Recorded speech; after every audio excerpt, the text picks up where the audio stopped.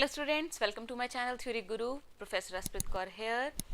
तो हम कर रहे हैं चैप्टर आर्टिकल ऑफ एसोसिएशन। इसके अंदर हम टॉपिक कवर कर चुके हैं डॉक्ट्राइन ऑफ कंस्ट्रक्टिव नोटिस। तो डॉक्ट्राइन ऑफ कंस्ट्रक्टिव नोटिस अगर आपको याद है तो आपको ये टॉपिक समझ आएगा।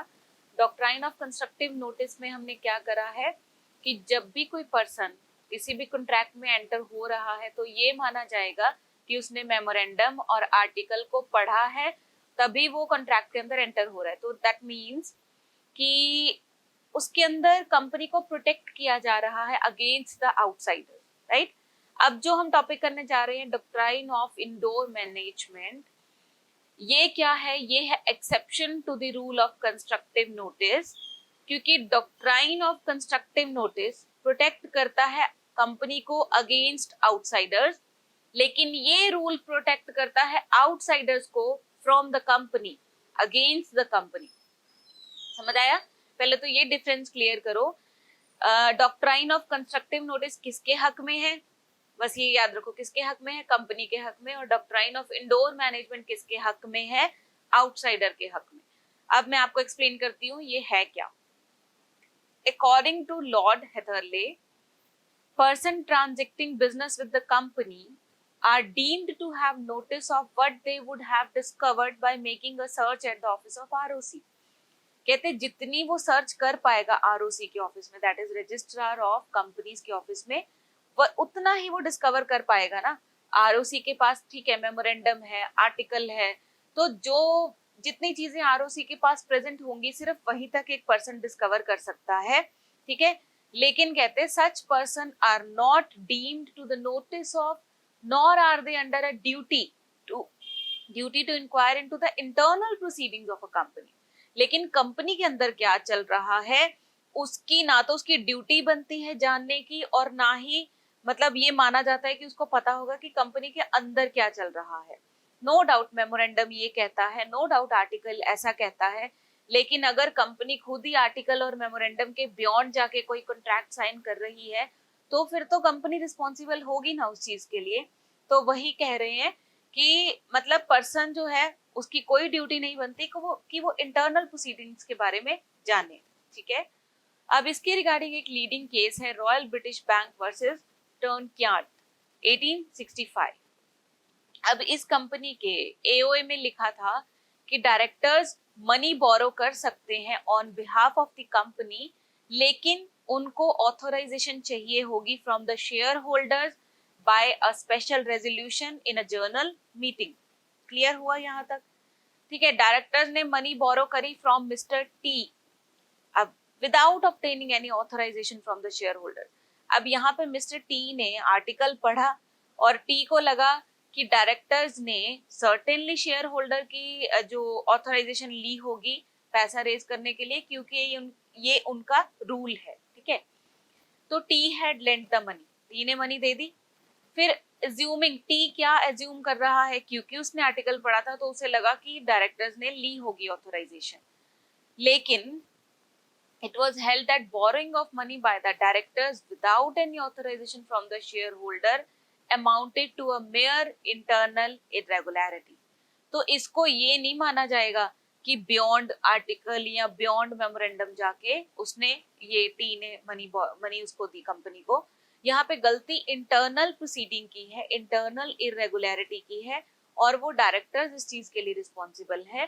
तो यहाँ पे कंपनी लायबल है, ठीक है।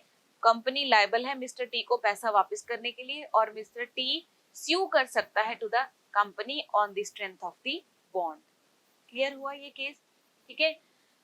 फिर आ जाता है इस रूल की कुछ एक्सेप्शंस हैं। Exceptions of indoor management, first है नॉलेज ऑफ इरेगुलरिटी। देखो अगर पर्सन को पहले से पता है कि ये इरेगुलरिटी है, मतलब अगर ऊपर वाली एग्जांपल ही ले लो, मिस्टर टी को पता था कि डायरेक्टर ने शेयर होल्डर्स की कंसेंट नहीं ली, तो वहां पे मिस्टर टी बिल्कुल भी लायबल नहीं होता पैसे क्लेम करने के लिए, और वो ना तो कंपनी को स्यू कर पाता। तो इसीलिए अगर पर्सन को नॉलेज होगी तो ये एक्सेप्शन बन जाएगी, ठीक है। फिर है निग्लिजेंस, जहां पे पर्सन अगर थोड़ी बहुत इंक्वायरी करता before entering into a contract तो वो निग्लिजेंस को या इरेगुलरिटी को डिस्कवर कर सकता था, लेकिन ये उसकी निग्लिजेंस के कारण हुआ, उसने लेट इट भी कर दिया, कोई बात नहीं जाने दो।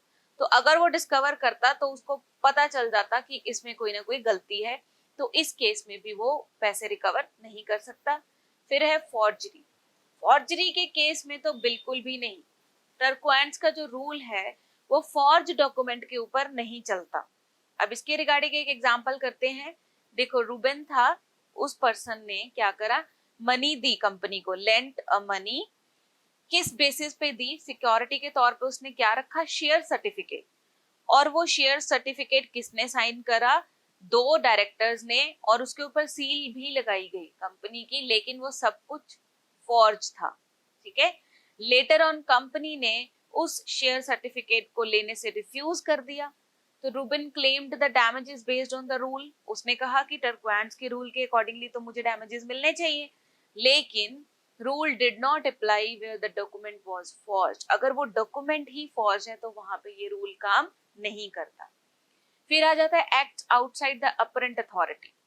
अब जहां पे कोई ऐसा काम हो गया, किसी पर्सन ने ऐसा किया कि वो उसकी अथॉरिटी के बियॉन्ड था, where a person acting on behalf of the company exceeds any actual authority given to him.